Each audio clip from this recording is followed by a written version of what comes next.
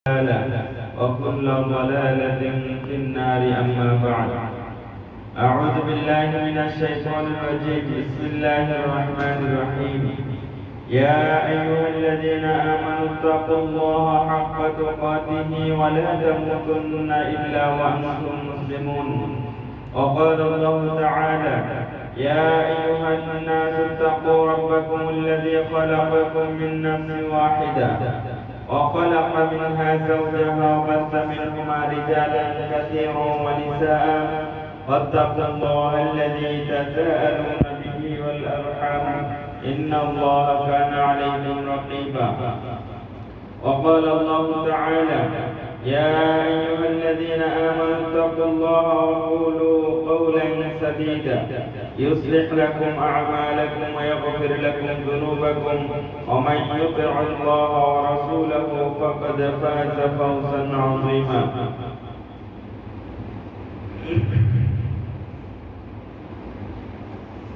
মুআজ্জাজ মুহতারাম হাজিরিন, সম্মানিত ইসলামী মুসলিম ভাতৃ মণ্ডলী, যাবতীয় প্রশংসা সে আল্লাহ সুবহানাহু ওয়া তাআলার জন্য, যে মহান রব্বুল আলামিন আমাদের মতো কিছু নগণ্য বান্দাদেরকে যে সুন্দর পরিবেশে মসজিদে বসে জুমার খুতবা শোনার তৌফিক দিয়েছেন, তার জন্য আল্লাহর দরবারে শুকরিয়া আদায় করছি। আলহামদুলিল্লাহ, আলহামদুলিল্লাহ। দরুদ ও সালাম বর্ষিত হোক সাইয়্যিদুল মুরসালিন খাতামুন নবিয়্যিন রাহমাতুল লিল আলামিন মুহাম্মদুর রাসূলুল্লাহ সাল্লাল্লাহু আলাইহি ওয়াসাল্লামের উপর।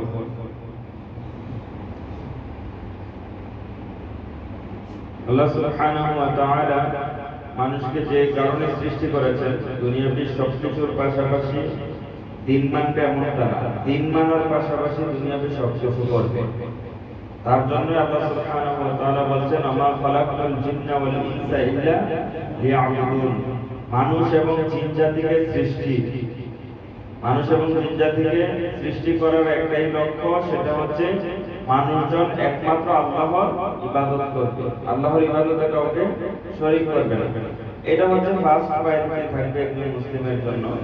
এজন্য প্রথমত আল্লাহর ইবাদত, আল্লাহর দিন মানার পাশাপাশি আপনি দুনিয়াতে যা কিছু করবেন এগুলি করবেন।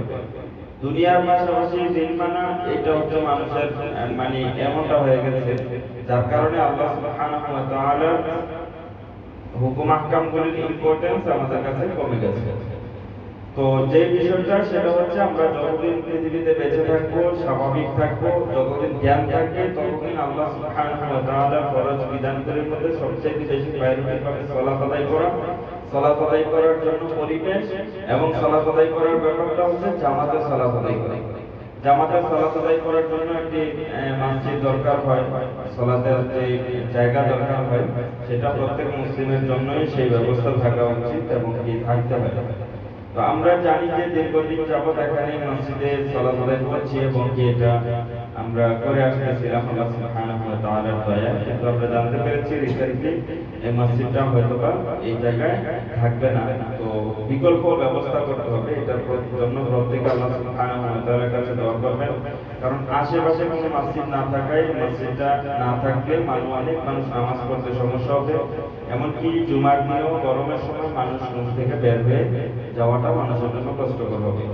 তো এই জন্য আল্লাহ সুবহানাহু ওয়া তাআলা যেন বিকল্প একটি ব্যবস্থা আমাদেরকে অবশ্যই করে দেন এবং প্রত্যেকের চেষ্টাও থাকবে, সহযোগিতাও করবেন। আল্লাহ সুবহানাহু ওয়া তাআলা যেন আমাদেরকে আবার সুন্দর একটি পরিবেশ এমনভাবে দান করেন, যেখানে আমরা এই কাজ করতে পারবো, দাওয়াতি কাজ করতে পারবো, সালাত আদায় করতে পারবো। আল্লাহ যেন সে তৌফিক দান করেন। আল্লাহুম্মা আমিন। আল্লাহুম্মা আমিন। রাসূল সাল্লাল্লাহু আলাইহি ওয়াসাল্লাম সহ সাহাবীদের একটা প্রধান বৈশিষ্ট্য ছিল, তারা যেখানে হিজরত করতেন, যেখানে যেতেন, যেখানে বসবাস করতেন, সেখানে তারা সালাতের জায়গা বা মসজিদ নির্মাণ করে নিতেন এবং কি মসজিদের পাশেই তারা বসবাস করতেন। এটা প্রধান ছিল এবং কি যার ফলশ্রুতিতে রাসূল সাল্লাল্লাহু আলাইহি ওয়াসাল্লাম মদিনায় যখন হিজরত করেন, মদিনায় হিজরত করার পরেও তিনি কুবা মসজিদ নির্মাণ করেন, যেটা মদিনার সর্বপ্রথম মসজিদ। সুবহানাল্লাহ।